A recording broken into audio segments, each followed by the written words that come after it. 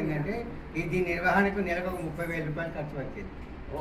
దానికి వాళ్ళు దాదాపు ఒక సంవత్సరం 3,20,000 దాకా ఖర్చు పెట్టారు. ఒక ఇద్దరు పూజారులకు 6,000 రూపాయలు ప్లస్ గుడి పూజారికి 6,000 రూపాయలు అని ఈ నిర్వహణకు ఒక 12,000 రూపాయలు చొప్పున మొత్తం 32,000 చొప్పున ఖర్చు అయింది. అయితే ఒక సంవత్సరం వాళ్ళు పంచాంశాలు అన్నీ కూడా ఇది కామన్గా వచ్చేది ఎవరిచ్చినట్టు. ఇవి అయిన తర్వాత ఎవరైనా వచ్చినా కూడా ఎవరిని తెచ్చుకోమని చెప్పాం, వీటితో వాళ్ళు చేసుకుంటారు వెళ్ళిపోతారు.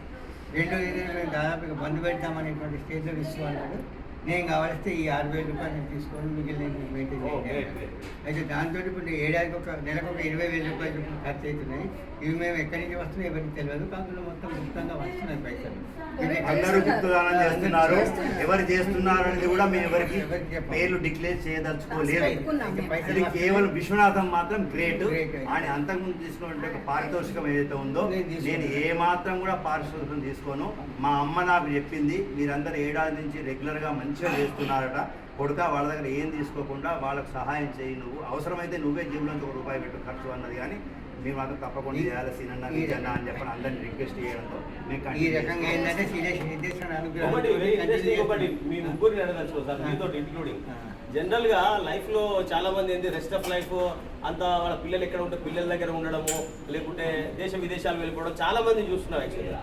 బట్ టు బి ఫ్రాంక్, మంత్రి లోపట్నే ఇక్కడనే నివాసం ఉండి వాళ్ళ చిన్నతనం ఆ జీవితాన్ని నెమరు వేసుకుంటూ నాకు విజయ్ కుమార్ సార్ చూస్తే చాలా హ్యాపీ అనిపిస్తుంది. ఇక్కడ గోదావరిలో వాళ్ళకు ఉన్న ప్లేస్ చూసుకుంటాడు, ఒక్కడే సార్ పోతారు వస్తారు. తర్వాత ఈ దైనందిన జీవితంలో కూడా మార్నింగ్ లేసి అభిషేకంలో పాల్గొంటారు. విష్ణుదాస్ సార్ కూడా రిటైర్డ్ అయిన తర్వాత భూషణ్ సార్ వీళ్ళు రిటైర్డ్ అయిన తర్వాత ఇంత హ్యాపీ లైఫ్ లీడ్ చేస్తున్నారంటే వీళ్ళని చూస్తే యాక్చువల్లీ ఏమనిపిస్తుంది అంటే ఎవరైనా కూడా ఇలాంటి జీవితాన్ని కోరుకోవాలి. సార్ మీకు ఎలా అనిపిస్తుంది సార్? అంత దూరం నుంచి మందాటి నుంచి మార్నింగ్ లేసి ఇక్కడికి వస్తుంటారు,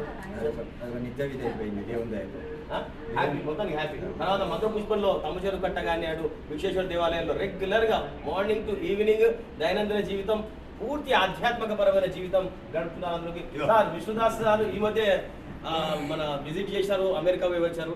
సార్ అమెరికా పోయినారు, దేశ విదేశాలు తిరిగారు. అయినప్పటికీ కూడా మీ మంత్రి జీవితం ఎలా అనిపిస్తుంది? మంత్రి వాళ్ళు రిటైర్ అయిన తర్వాత మంత్రిలోనే బాగుంటుంది. అందరు రిటైర్ అయిన తర్వాత మంత్రిలోనే. మేడం మీ యొక్క అనుభవం, ఎందుకంటే ఇంతమంది వీళ్ళు ఉన్నప్పటికీ కూడా అక్కడ హారతి పాట మీరు లేకుంటే అక్కడ హారతి పూర్తి కాదు, అక్కడ మత కూర్చొని మొదలు పెట్టారు. దాని యొక్క హ్యాపీనెస్ మీ ముఖంలో కనిపిస్తుంది.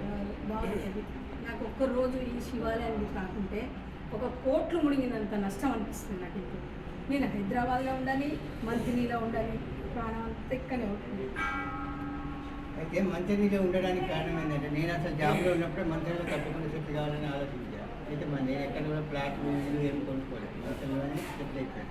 13 సంవత్సరాల నుంచి ఇక్కడ చాలా ఆనందంగా ఉన్నారు. చాలామంది ఇక్కడ మంత్రి నివాసుల యొక్క అభిప్రాయం ఏంటంటే ఇక్కడ మెడికల్ ఎయిడ్ దొరకదు ఉంటే మనకి ఏదో అవుతుంది అనేటువంటి భావనతో వరంగల్ కర్నూలు. కానీ నా భావనలో ఏంటంటే జీవికి మృత్యు వచ్చిందంటే అమెరికాలో కానీ మన దవాఖాన చాలా ఇంపార్టెంట్. ఎందుకంటే మెడికల్ ఎయిడ్ అనేది ఇంపార్టెంట్ కాదు, అసలు మంచిగా పుట్టడమే ఇంపార్టెంట్. మంచిగా మనం పుట్టామంటే దైవానుగ్రహం లేని వాడు ఎవరు మంచిగా పుట్టాడు.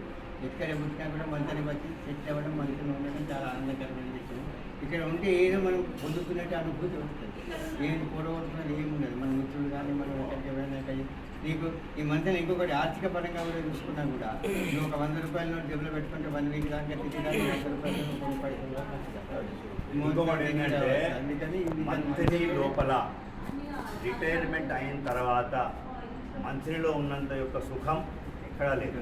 ప్రస్తుతం ఈ ఉన్నటువంటి మిత్రులందరూ కూడా విజయ్ కుమార్ నా క్లాస్మేట్, ఇద్దరు జూనియర్లు అయినా రిటైర్మెంట్ తర్వాత పిల్లలు సెటిల్ అయిపోయిన తర్వాత వాళ్ళ దాంట్లో వాళ్ళు ఉన్న తర్వాత ఇక్కడ రిటైర్మెంట్ లైఫ్ చేయడం చాలా సంతోషంగా ఉంటుంది. మార్నింగ్ లేవగానే ఏ దేవాలయం పోయినా రామనామస్మరణ శివనామస్మరణ కనబడుతుంది. సాయంత్రం కాగానే ఏదో ఒక గుడిలో భజన కనబడుతుంది. అందులోకి మా అందరికి కూడా ఏదో ఒక సబ్జెక్ట్ అంటే భజన మీద పూజల మీద ఇంట్రెస్ట్ ఉన్నది కాబట్టి పూజ మీద ఇంట్రెస్ట్ ఉన్నాడు, పూజ దగ్గరికి భజన ఇంట్రెస్ట్ ఉన్నాడు, భజన ఏది లేకపోతే కనీసం శ్రవణానందం కోసమైనా కూడా భజన దగ్గర పోయి కొంచెం కాలక్షేపం చేస్తే ఈ లోపల ఉన్నటువంటి మెంటల్గా ఏదైనా ఉన్నా చేసిన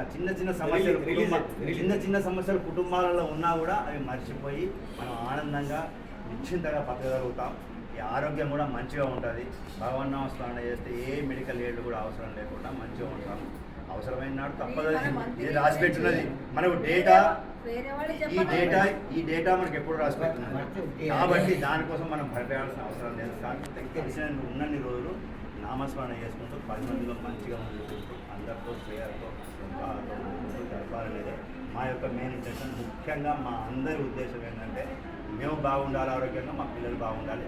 లోకా సంస్థ సుఖినో అలా మేము రోజు పూజ చేసేటప్పుడు కూడా ఎవరి గోత్రనామాలము ఎవరము అనుకోకుండా ఓన్లీ లోక కళ్యాణార్థమనే నీళ్ళు విడుస్తాను తప్ప, సరే పూజ చేసుకున్నారు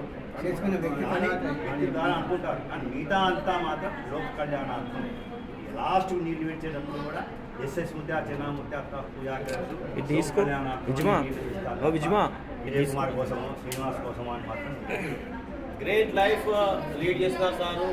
ఫ్యూచర్లో అందరు కూడా ఇది ఇన్స్పైరింగ్గా మోటివేషనల్గా మారి అందరూ కూడా ఇదే రకమైన జీవితాన్ని రెస్ట్ ఆఫ్ లైఫ్ లీడ్ చేయాలని నేనైతే కోరుకుంటున్నాను. Thank you very much.